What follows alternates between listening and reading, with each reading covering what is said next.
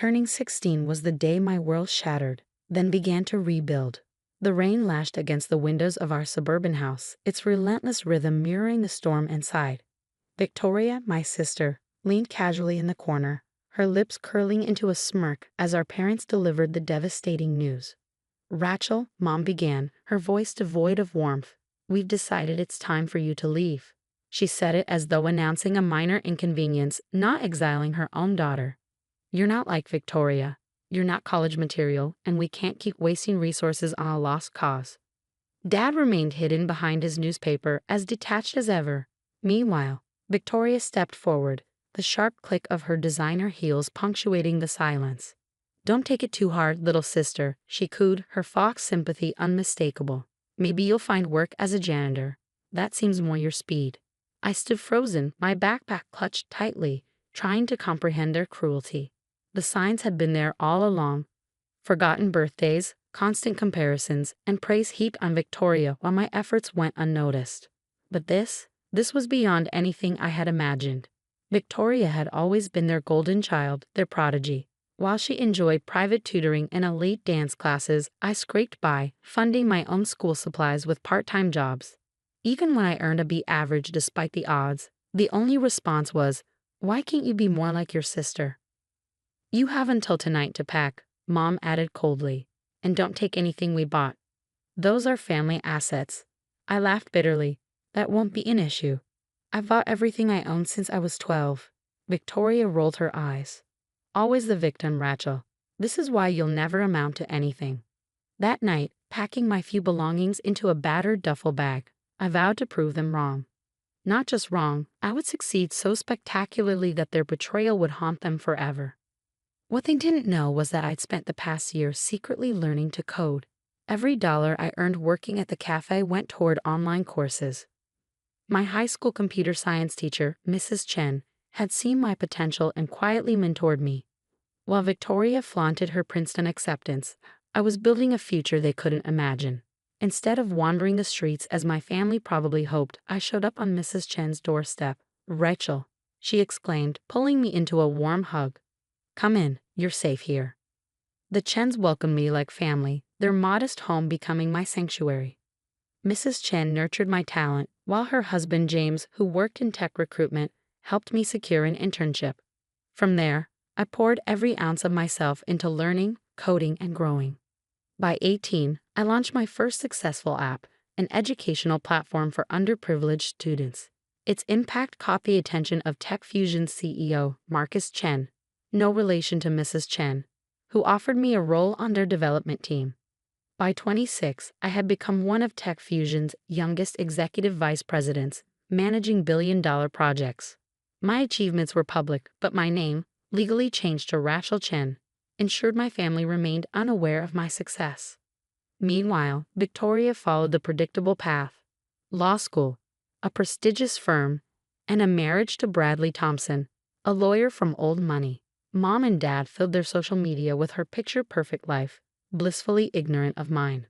Then fate intervened. One routine day at work, my assistant buzzed in.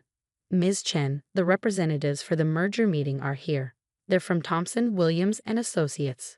My heart skipped a beat. Victoria's firm. "Send them in," I said, adjusting my designer suit and settling into my office chair. The door opened and there she was, Victoria, poised and polished, followed by Bradley and their colleagues. The moment her eyes met mine, her expression faltered. Her Hermes bag slipped from her hand, hitting the floor. "Rachel?" she whispered, stunned. "How?" I smiled coolly. "Welcome to TechFusion. Shall we discuss the merger?" Victoria's composure crumbled as realization dawned. Her nothing of a sister sat in a corner office towering over the city, commanding a power she never dreamed I could hold. "This can't be real," she stammered. You're not supposed to be here." I leaned back, the weight of my triumph speaking louder than words. "Well, Victoria, I'm here. So shall we begin?" Bradley cleared his throat, attempting professionalism. "Ms. Chen, we weren't aware of your connection to Victoria." I let the moment linger, savoring the sweet taste of vindication. "No, I'm sure you weren't aware," I replied, my voice calm and sharp. Just like you probably didn't realize your firm's future rests entirely on my recommendation regarding this merger. Victoria's face, already pale, turned ghostly white. The weight of my words settled on her like an avalanche. 10 years ago, she had laughed as our parents cast me out. Now the life she built on superiority and control was dangling by a thread, and I held the scissors. The meeting that followed was one of the most satisfying moments of my life. Watching Victoria squirm under the weight of her crumbling facade felt like justice, but this was just the beginning. She had no idea what was coming next, and neither did our parents. Revenge, like success, is best served with careful planning and perfect timing. As Victoria and her team left my office, I saw the cracks forming in her once impenetrable confidence. Everything she thought she knew about herself, her power, her superiority, was unraveling in real time. This was just part one of a decade-long plan. The real blow was yet to come. News of the meeting spread quickly through her circles. Within days, whispers of my identity replaced the reverent mentions of her accomplishments. Rachel Chen, the tech genius, the prodigy on magazine covers, the self-made millionaire, was no longer just a name in the tech world. To Victoria, I was the sister she had dismissed and discarded. My phone buzzed relentlessly with calls and messages from her. 17 missed calls in a single day. Each one was a small victory, a stark reminder of the countless times my family had ignored me. Ms. Chen, my assistant Sarah's voice came through the intercom. "Your sister is in the lobby again. She's insisting on seeing you." I glanced at my Rolex, a symbol of how far I'd come from that 16-year-old girl in thrifted clothes. "Let her wait," I replied smoothly. "I have more pressing matters to attend to." Those pressing matters included signing the final paperwork for Tech Fusion's acquisition of Thomson Williams and Associates. But not through the merger they desperately sought. This was a hostile takeover, a decisive end to their firm as they knew it. An hour later, Victoria burst into my office. Her once flawless appearance was in shambles. Her suit wrinkled, her mascara streaked from tears. "Rachel, please," she began, her voice trembling. "You have to talk to me. The merger, our firm depends on it." I leaned back in my chair, letting the moment stretch. "Interesting. Now you need something from me. Quite the change from 10 years ago, isn't it?" "I was young," she protested weakly, desperation etched into her features. "We all were. I didn't understand." "Didn't understand what?" I interrupted, my tone icy. "That treating your own sister like garbage might come back to haunt you. That the person you threw away might actually amount to something." She sank into the chair opposite me, the weight of her guilt pulling her down. "What do you want, Rachel? An apology? Money? Just tell me." I laughed, a sound as bitter as it was triumphant. "Money? Victoria, I make more in a month than you do in a year. And as for an apology," I rose from my chair and walked to the floor-to-ceiling windows overlooking the city. "It's far too late for that."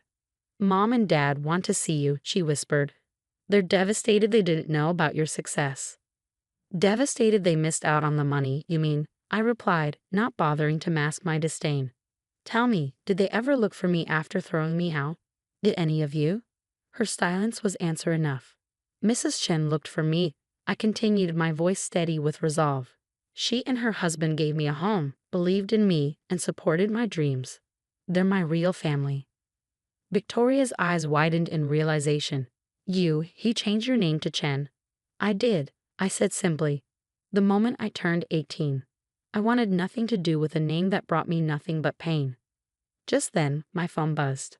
A message from Marcus Chen, Tech Fusion CEO. "Acquisition approved by the board. Proceed as planned." I turned back to Victoria, my expression unreadable. "You'll be getting some interesting news about your firm soon. I suggest you update your resume." Her panic was palpable. "What do you mean?" I savored the moment before delivering the blow. "Tech Fusion isn't merging with Thomson, Williams and Associates," I said, each word deliberate. "We're buying it, and our first order of business is restructuring the management team." The blood drained from her face as the implications sank in. "You can't do this. Bradley's family, their connections." I laughed outright this time. "Bradley's country club connections. Victoria, I have dinner with senators and tech billionaires. His world is nothing compared to mine." As if on cue, her phone buzzed. Bradley's name lit up the screen. The news was spreading like wildfire. This isn't just about me, she pleaded, her voice cracking. Think about the employees, their families. Don't lecture me about caring for others, I said sharply. Unlike our parents, I don't punish innocent people for someone else's mistakes. The employees will be taken care of, but the senior partners who perpetuated that toxic culture, they're out. She stood shakily, her entire world collapsing around her. Mom and Dad will be at my house tonight, she said, her voice barely above a whisper. They want to make things right. I paused, considering her words. Seeing them grovel might be amusing, but I had a better idea. Tell them to come to the Capitol tomorrow night at 8. I'll reserve a private room. After she left, I called Mrs. Chin. They took the bait, I said, satisfaction evident in my tone. Are you sure about this, Rachel? She asked gently. Revenge can feel hollow in the end. This isn't just revenge, I assured her. This is justice. And tomorrow, they'll finally understand what that means. The next evening, I sat in the Capitol's most exclusive dining room, the pinnacle of luxury. When my family arrived, their expressions were a mix of awe and discomfort. The daughter they discarded now commanded a world they could only dream of entering. Rachel, Mom began, stepping forward as if to hug me. I didn't move. Please, I said coldly, gesturing to the table. Sit. Dad cleared his throat, clearly out of his depth. We've been doing a lot of thinking, Princess. Don't, I interrupted. You lost the right to call me that the day you threw me out. Mom's eyes filled with tears, perfectly timed as always. We made a mistake, she sobbed.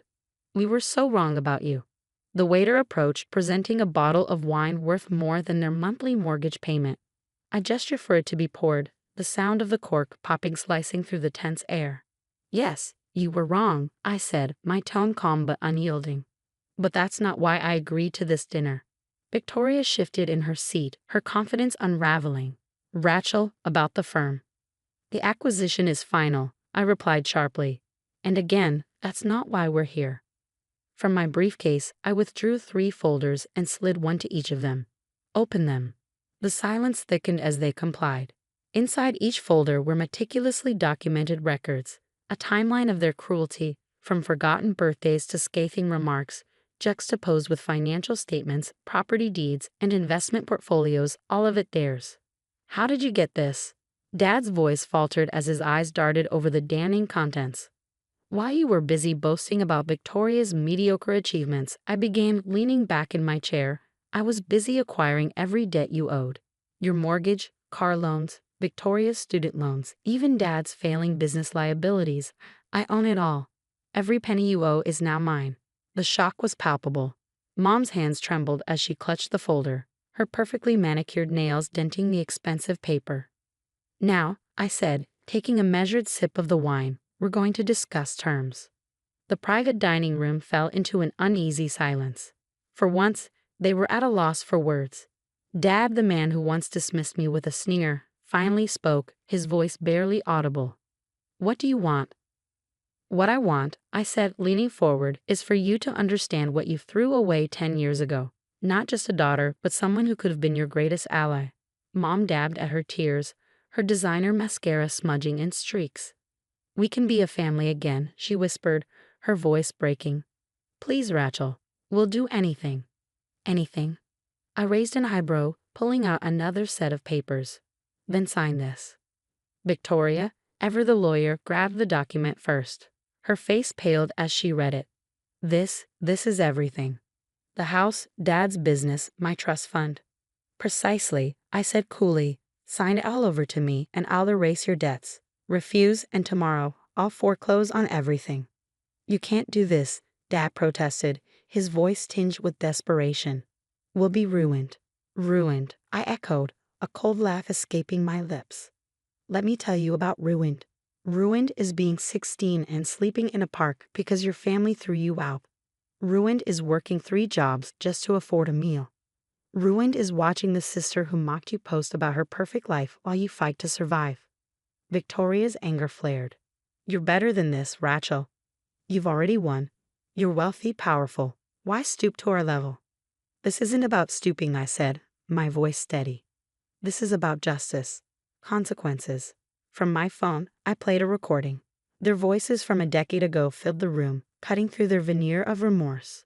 Sneers, Dismissive laughter, cruel words predicting my failure. Mom covered her mouth as if to block out the sound of her own venom. I kept this, I said quietly, pausing the recording. Every time I felt like giving up, it reminded me what I was working for. Not just success. This moment. Dad's hands trembled as he picked up the pen and signed the papers. Mom followed, her tears falling freely. Victoria hesitated, her pride warring with her fear, but eventually she signed as well. It's done, I said, collecting the documents. The apartment keys are with the maitre d'. You have until tomorrow to move your essentials. Everything else will be sold. As they stood to leave, I delivered my final blow. 10 years ago, you told me I'd never amount to anything. You were wrong. I became everything you said I couldn't, not because of you, but in spite of you. Victoria paused at the door, her voice fragile. Will we ever see you again? I considered her question. That depends on whether you learn from this. After they left, Mrs. Chen entered the room, her warm smile a balm to my hardened exterior. She hugged me tightly. Are you okay, sweetheart? For the first time in 10 years, I said, my voice lighter. I think I am. The next morning, I watched movers dismantle my old family home. Piece by piece, Victoria's perfect life unraveled. Dad's business was already undergoing restructuring, and Mom's social circle buzzed with the scandal of their fall from grace. But revenge wasn't my ultimate goal. I had something bigger in mind. The following week, I announced the creation of the Chen Foundation for Youth Empowerment. Its mission, to support abandoned and struggling teens, giving them the tools to rewrite their own stories. When I unveiled the foundation headquarters to Mrs. Chen, she cried. This, she said, her voice thick with pride, is your real victory, turning pain into purpose. She was right. The legacy I was building wasn't born from vengeance, but from hope. Each teenager who walked through the foundation's doors would find the support I once needed and received from the Chens. Months later, a letter arrived from Victoria. She wrote about her new life, working as a paralegal, living in a modest apartment, and finally understanding the value of humility.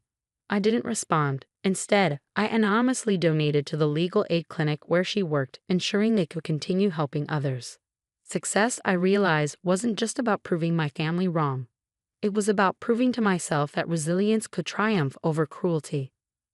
My biological family may have abandoned me, but their rejection had forged me into someone unstoppable. Someone who not only survived but thrived and used that success to lift others. In the end, I had gained something far more valuable than revenge. I had found freedom, purpose, and an unshakable peace. The girl they threw away had become the woman they could never be.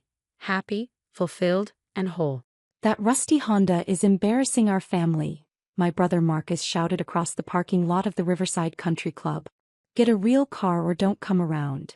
I looked down at my keys, then back at my 2014 Honda Civic. It wasn't rusty, I kept it in excellent condition, but it certainly didn't fit in among the BMWs, Mercedes, and Porsches that filled the lot during our monthly family gathering. The car runs fine, Marcus, I said quietly. That's not the point. His face was red with embarrassment. Do you see what everyone else drives? Do you understand that people judge our entire family based on appearances? Our sister Victoria nodded in agreement from beside her gleaming white Range Rover. Emma, you're 31 years old. It's time to grow up and invest in something that reflects your status. What status? Marcus laughed bitterly. She works at some little nonprofit making $35,000 a year. At her age, I was already driving a Porsche and living in a penthouse. Let me back up and explain how we'd gotten to this point. Our monthly family gathering at Riverside Country Club had started 3 hours earlier, and it had been a disaster from the moment I pulled into the parking lot. Dad had been waiting by the entrance, checking his gold Rolex with visible impatience. Emma, you're 20 minutes late. Sorry, Dad. I got caught up finishing a project proposal. Another one of your computer projects? Victoria had asked dismissively as she walked up in her designer heels and $2,000 dress. How are the keyboard lessons going? I teach comprehensive technology skills to underprivileged children. Right, charity work. Marcus had chimed in, straightening his $500 tie. When are you going to get serious about building a real career? Inside the club, the interrogation had begun in earnest. We'd been seated at the family's usual table in the main dining room, surrounded by the city's elite business families. The Hendersons were at the next table. He was the mayor. She owned 3 boutique hotels. The Pattersons sat across the room. Both were surgeons who'd built a private practice empire. The Williamses held court near the windows, real estate moguls who'd developed half the city's upscale neighborhoods.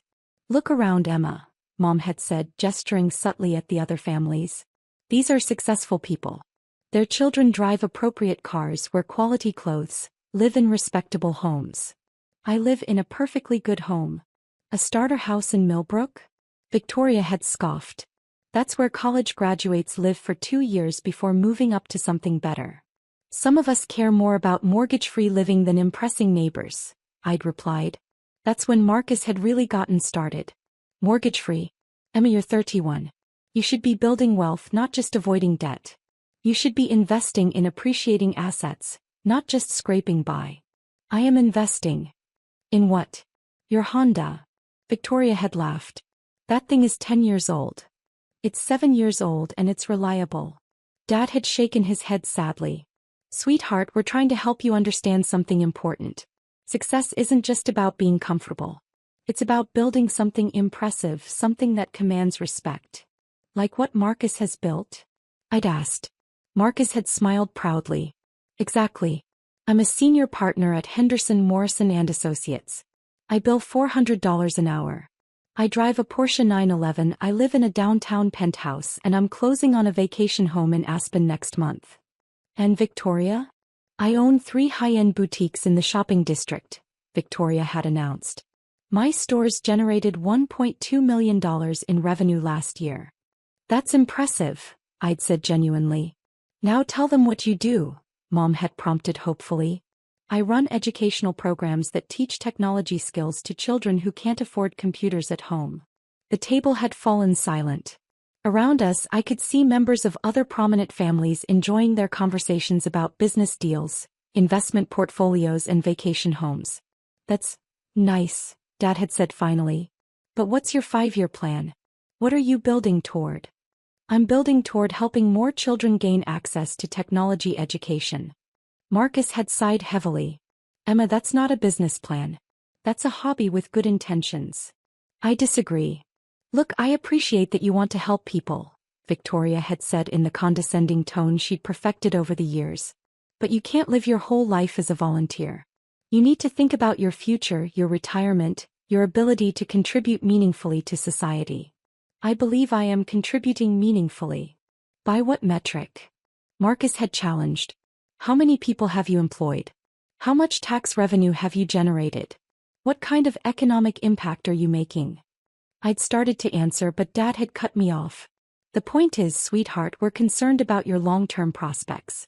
Teaching computer basics to kids is admirable, but it's not sustainable as a career. Why not? Because nonprofits don't pay well, Mom had explained patiently. Because you're not building any equity or ownership. Because you're essentially limiting yourself to whatever grants and donations you can secure. That's when Mrs. Henderson had walked over from the next table, smiling warmly at my parents. Robert, Linda, how lovely to see you both. And Marcus, congratulations on making senior partner. The mayor was just telling me about the brilliant legal work you did on the waterfront development project. Marcus had beamed. Thank you, Mrs. Henderson.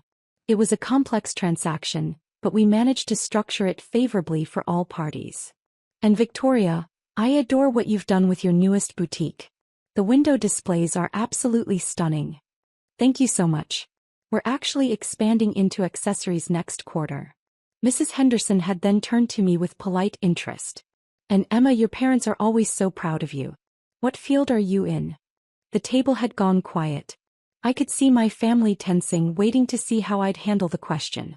I work in educational technology, I'd said simply. Oh, how interesting. Are you with one of the tech companies downtown?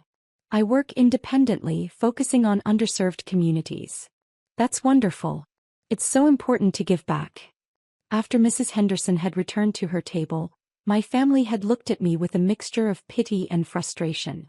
Do you see the problem? Victoria had asked. When successful people ask about your career, you have to give vague, apologetic answers. I wasn't apologetic. You said you work independently, Marcus had pointed out. That's code for unemployed. I'm not unemployed. But you're not really employed either, Dad had said. You're doing freelance work project to project, grant to grant.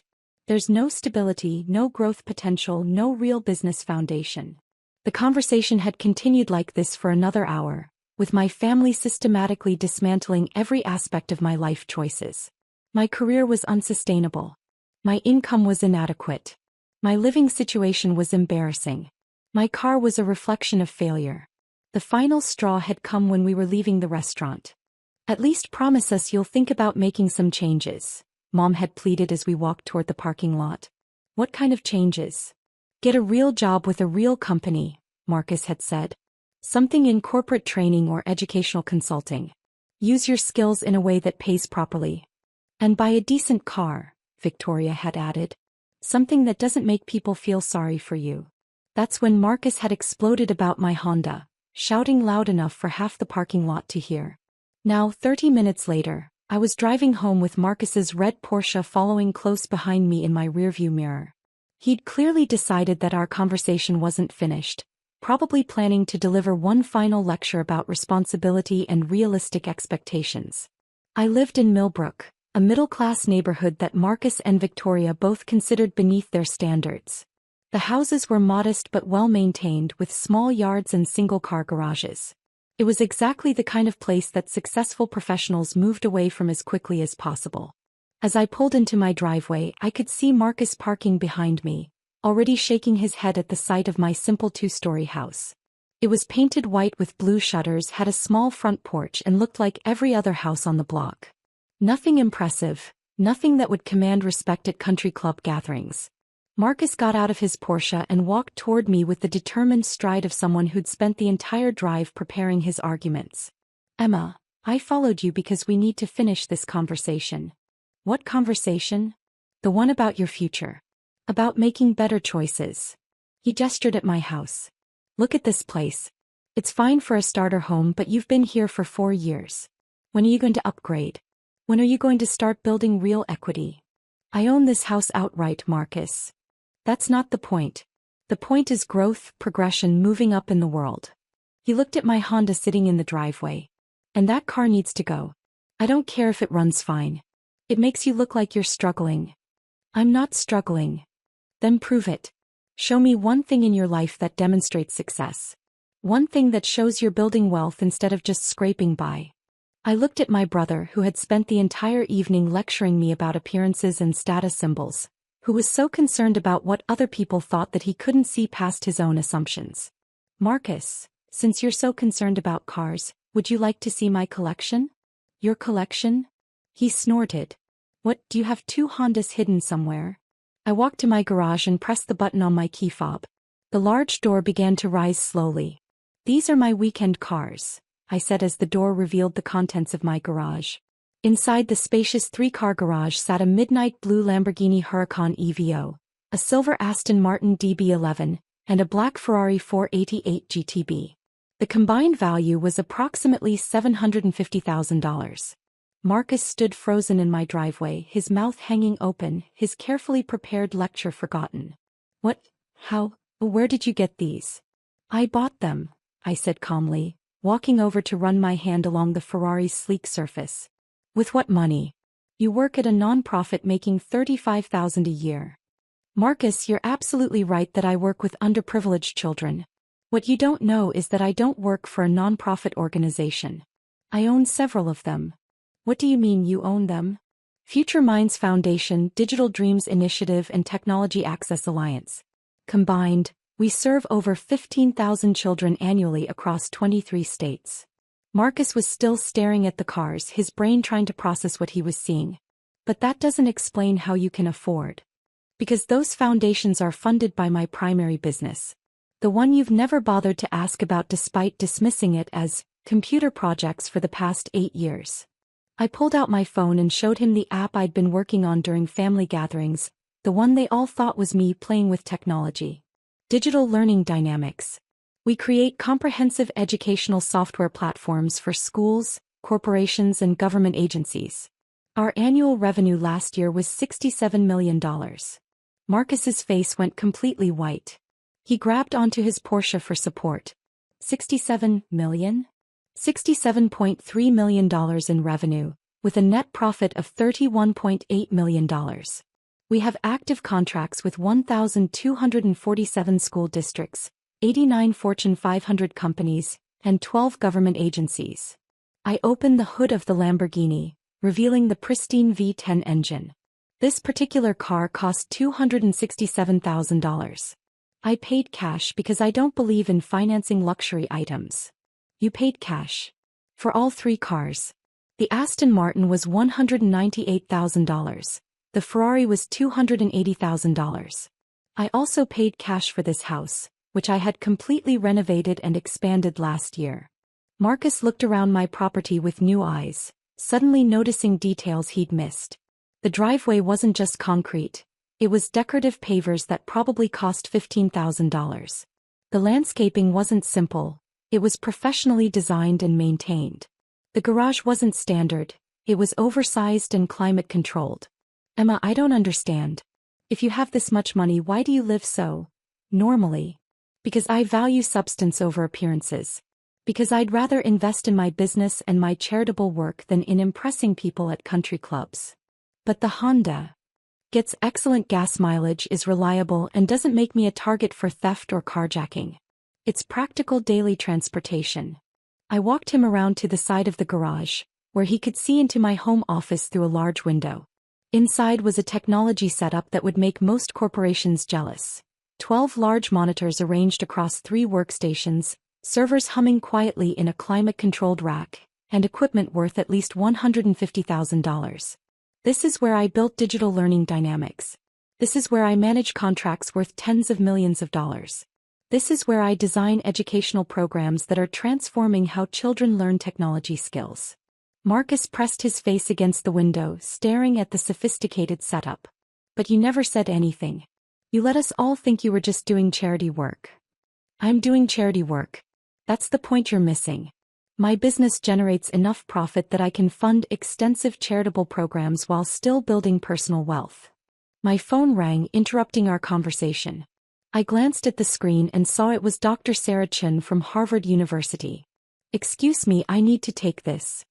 Hello, Dr. Chen. Emma, excellent news.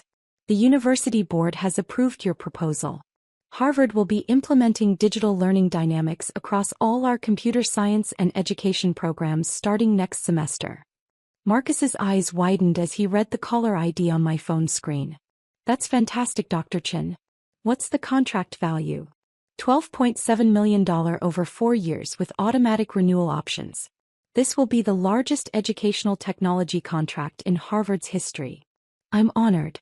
My development team will begin customization immediately. After I hung up, Marcus was staring at me like I was a complete stranger. Harvard University? You just signed a $12 million contract with Harvard. One of many. We also have active contracts with Stanford, MIT, Yale, Princeton, and Caltech. All the Ivy League schools? Most of them. Plus major state universities, community colleges, and specialized institutions. Education is a $750 billion industry, Marcus. Technology spending in education grows by 15% annually. I unlocked my phone and showed him our client dashboard. These are our current active contracts. Total value $347 million over the next 5 years.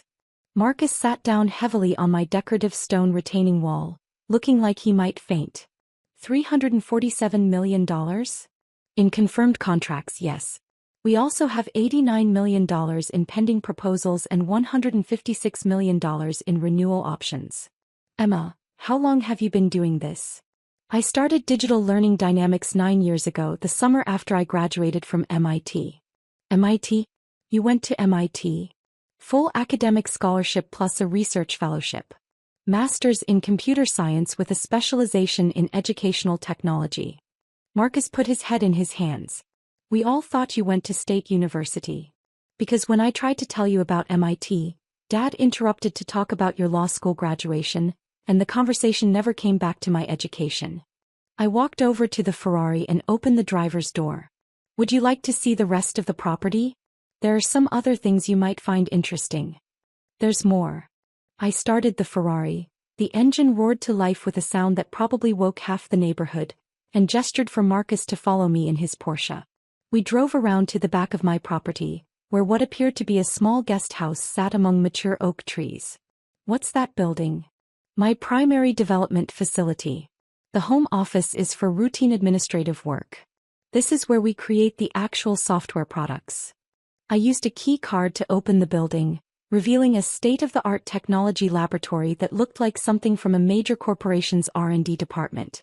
Marcus walked through the facility in complete bewilderment, looking at servers, development workstations, testing equipment, and prototyping stations worth more than most people's annual salaries.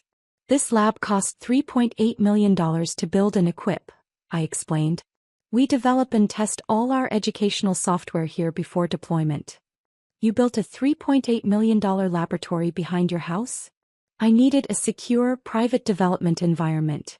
Commercial real estate would have been more expensive and less convenient.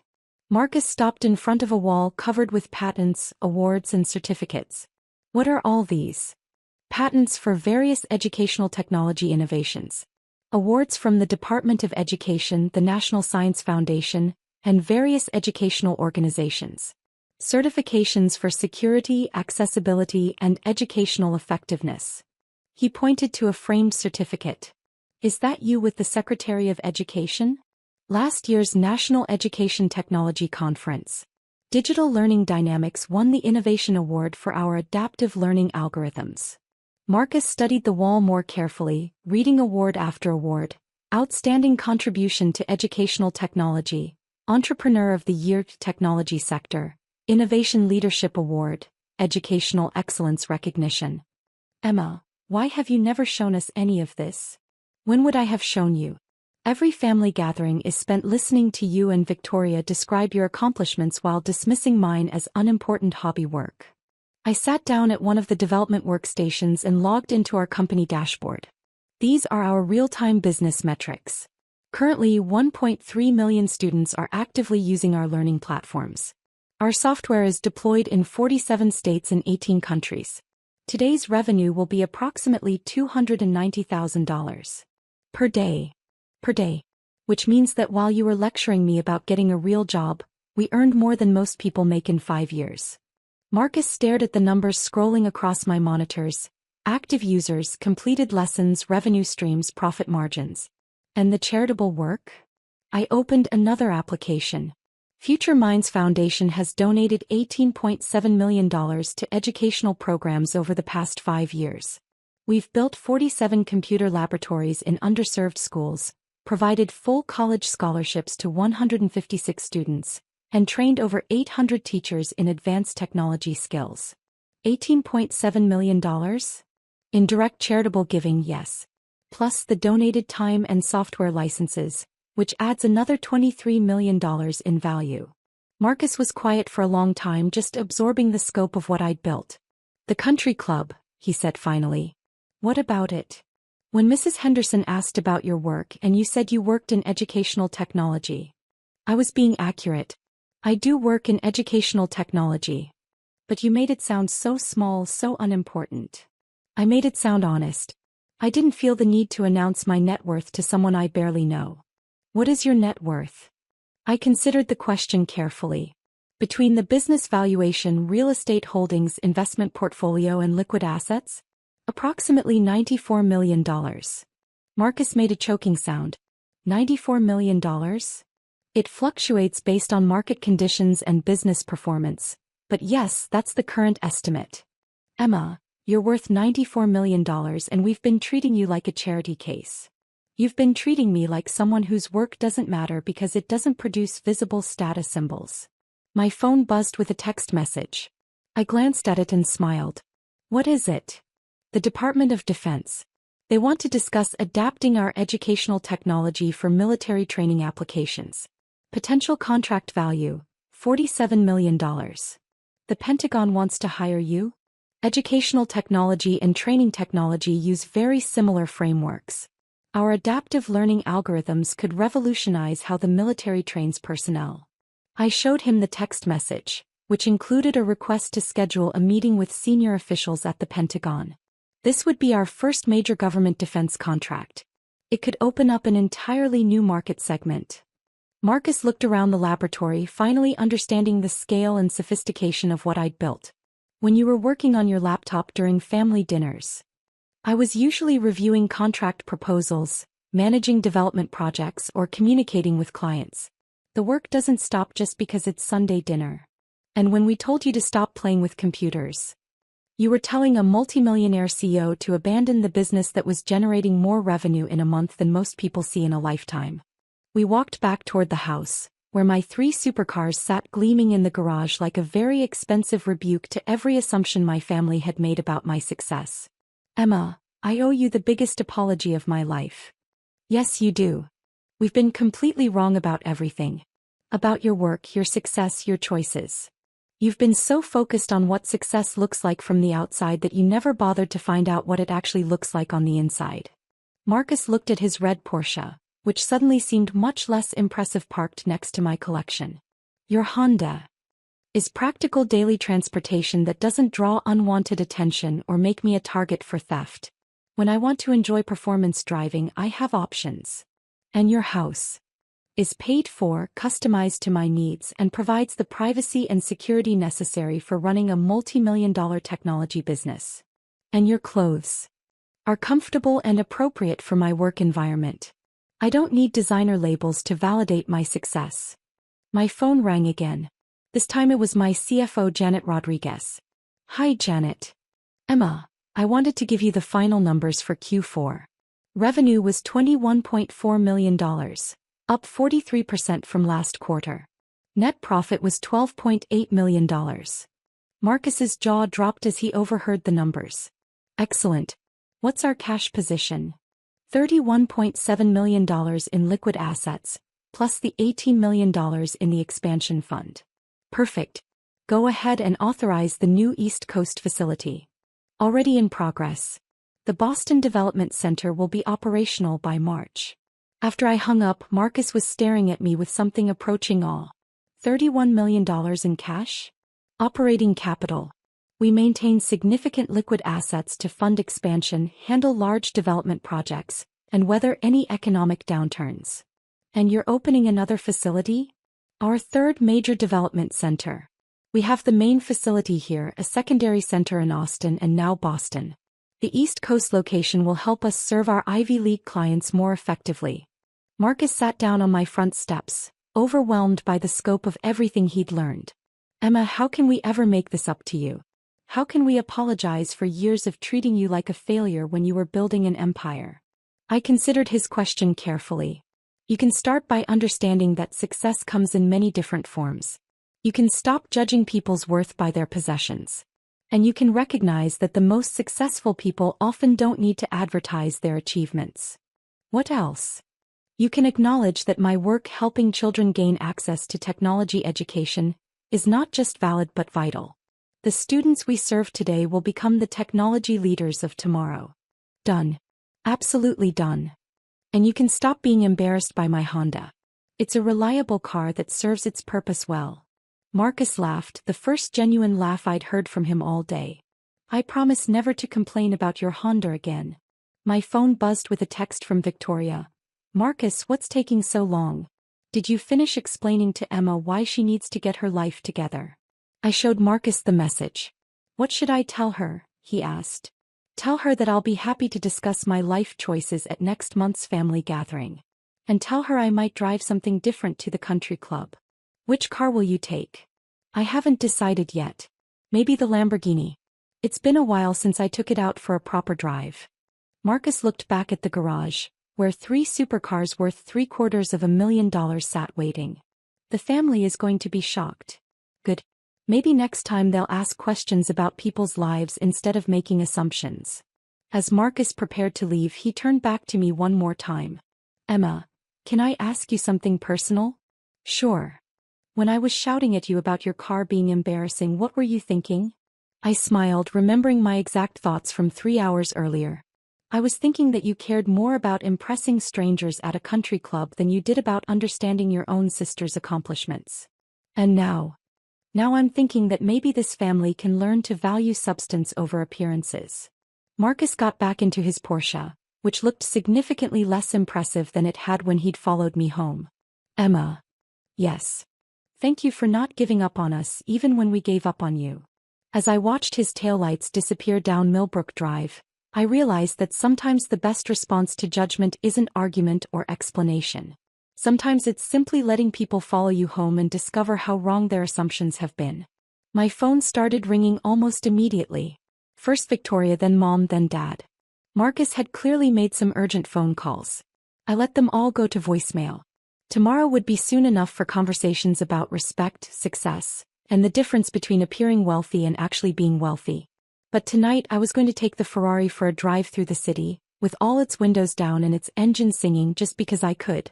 After all, when you've built a $94 million fortune by age 31 while simultaneously running charitable programs that have helped 15,000 children, you've earned the right to enjoy your success, even if you prefer to keep it quietly parked in an unassuming garage. Hey sis, why didn't you come to Mom's funeral? What? I can't believe you didn't even show up to Mom's funeral. It's shocking and heartless. I never thought my own sister could do something like that. I was taken aback by my sister's sudden phone call. Our mother had passed away 3 years ago, and we held a proper funeral then. I couldn't understand what she was referring to. I'm married now with children of my own. My husband and I both work, but we make sure to give our children extra love and attention so they don't feel neglected. My husband is a great partner in housework and childcare, and I'm proud of the family we've built. I'm determined not to let my children go through what I did growing up. Our parents divorced when I was in elementary school after my mother had an affair. My father found out about it because I told him. People often assume children will side with their mother, but I didn't. My mother was far from the nurturing figure everyone imagines. I never felt loved by her. She showed favoritism towards my younger sister, while I was burdened with the household chores. It wasn't just expected, it was forced on me. My mother resented me for revealing her affair and made my life a misery because of it. I still carry the emotional and physical scars she inflicted. When the divorce was finalized, my mother took my sister and left. Thankfully, my father and grandparents ensured I maintained contact with my sister, and we continued to meet regularly. However, as I entered middle school, our visits became less frequent. At first, I thought it was just a matter of adult responsibilities, but it seemed my sister was deliberately avoiding me. After she turned down my invitation several times, I asked if I had done something to upset her. My sister explained that our mother had told her the collapse of our family was my fault. In their eyes, I was the one who betrayed the family. My sister believed that if she continued to see me, she would risk being cast aside as well. She found it too difficult to contact or meet me behind our mother's back and asked me to stop trying. I told my sister that our mother was the one who betrayed us first by cheating on our father and breaking up our family. Although my sister was aware of our mother's affair, she still blamed me for telling our father. Despite understanding the situation, she remained firm in her view that I was the traitor since she had to live with our mother. She wouldn't accept my perspective, insisting it was my fault for not turning a blind eye. While all this was happening, my father remarried, and I gained a stepmother. Initially, the adjustment was challenging, but my stepmother worked hard to become the mother figure I had been missing. Appreciating her efforts, I decided to embrace my new family and cherish my stepmother. Over time, I stopped trying to reach out to my sister, and we gradually lost touch. I had no lingering attachment to my biological mother, who had favored my sister. I was able to attend college and secure a job, preparing to give back to my father and stepmother. But then, just as I thought I could start repaying them, my father tragically passed away in an accident. Although we had grown distant, I notified my sister about our father's passing, reminding her that he was still her father. Instead of expressing sympathy, she scoffed and said, "Serves him right," followed by a mocking laugh. I thought she might attend the funeral, but neither my biological mother nor my sister made an appearance. Their absence was surprising, but they both showed up later when the time came to discuss my father's inheritance. Their sudden arrival caught everyone off guard, especially given their flashy and overly elaborate attire and makeup. They looked so different from the mother and sister I once knew that they were hardly recognizable. "At least let us know when the inheritance meeting is," they demanded. We had to check every day because we didn't know when it would happen. My mother claimed she had been waiting nearby since the funeral ended, eager to join the inheritance discussions. It seemed more appropriate for her to attend the funeral instead, especially since the meeting was scheduled for the day immediately following the funeral. Because of what you said, my poor daughter had to endure so much. You're going to give us a fair share, right? Although they divorced and lived separately, the children still have inheritance rights. I never intended to deny that. My father's personal estate wasn't substantial enough to be widely distributed among the family. I can support myself through my job, and my stepmother is young enough to continue working. She seems inclined to work for a while longer, so even if I handed over my father's estate to my biological mother, my stepmother wouldn't be financially strained. To avoid further disputes, I decided to forgo my claim to my father's inheritance. What a fool! He made such a big deal out of a minor affair and pushed for a divorce. I agreed because staying with such a narrow-minded man was stifling. It wasn't our dad who left Mom, it was Mom who left our miserly dad. Poor you, having to grow up with such a father. My mother mocked and belittled my late father, while my sister joined in, laughing harshly and echoing her criticism. My sister went as far as to insult me, suggesting it was pathetic that I was raised by a father who had been abandoned. Neither of them showed any empathy or understanding for the sorrow and loss my father faced after being betrayed. Say whatever you want about me, but please respect our father's memory. What? The traitor speaks. You're the cause of all our troubles. And what about that drab appearance? You look older than your age, almost like Mom. With that kind of look, you probably don't have a boyfriend. If you can't attract a man, what use is it to be a woman? If you don't think that matters, you're seriously lacking as a woman. After a heated argument, my mother and sister told me to never contact them again and left abruptly. I couldn't bring myself to feel anger or disappointment toward them. Their inability to consider anyone else's perspective and their rigid self-centeredness left me feeling nothing but a deep emptiness. In that moment, I cut them out of my life completely. After they left, there was a period of quiet, but then a cough from someone brought me back to the present, and the inheritance was divided solemnly. Years later, my stepmother inherited the house my father left behind, and I continued living there. I sensed that she was thinking of me, even though I was now an adult. She tried to be a mother figure for me, and her care brought me happiness. But then she fell ill and was hospitalized. I'm sorry I didn't ask you to live with me just so you could take care of me, she said. I understand, but even though we live separately, I would have cared for you during your hospital stay, so there's no need to apologize. I visited the hospital to care for my stepmother whenever I could take a break from work. I didn't want any regrets like I had when my father was ill. Perhaps it was a form of self-satisfaction. Her time was limited, and I wanted to spend as much of it with her as possible. Throughout this difficult time, one man stood by me. Before my stepmother's illness was discovered, we had been planning our wedding. However, just as we were about to finalize our plans, we found out about her illness. I suggested postponing the marriage, but my partner felt it would be better to provide my stepmother with the reassurance of our commitment, and his presence proved invaluable to me. When the moment was right, I introduced him to my stepmother. He told her, "I'm excited for us to share our lives together, the three of us." His words and support meant the world to me. He added, "I have to see you in your wedding dress for your father's sake." This seemed to be her greatest joy, and she held on longer than expected. But a few days after our wedding, she passed away, joining my father in rest. My stepmother was financially secure, and I inherited a significant sum. With what she left behind, 3 years later I was able to build a happy family. However, my husband and I agreed from the start of our marriage to continue working and live within our means without depending on the inheritance. Today, like any other day, I went to work and received a call on my personal phone from an unfamiliar number. Assuming it was a sales call, I didn't pick up.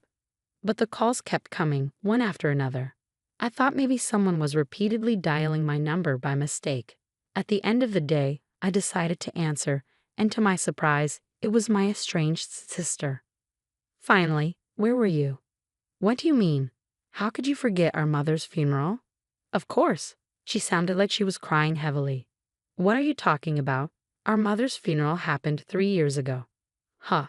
There was a brief silence, and then she continued angrily. Maybe your stepmother died too. I'm talking about our real mother, and calling someone unrelated to you mother is just wrong. I found her tone irritating, but I tried to set it aside. understanding that the loss of her mother was likely a significant shock for my sister. For me, my stepmother was my real mother. She married a man with a child and instantly became a parent to a middle schooler. It wasn't until I had my own family that I fully grasped the challenges she faced.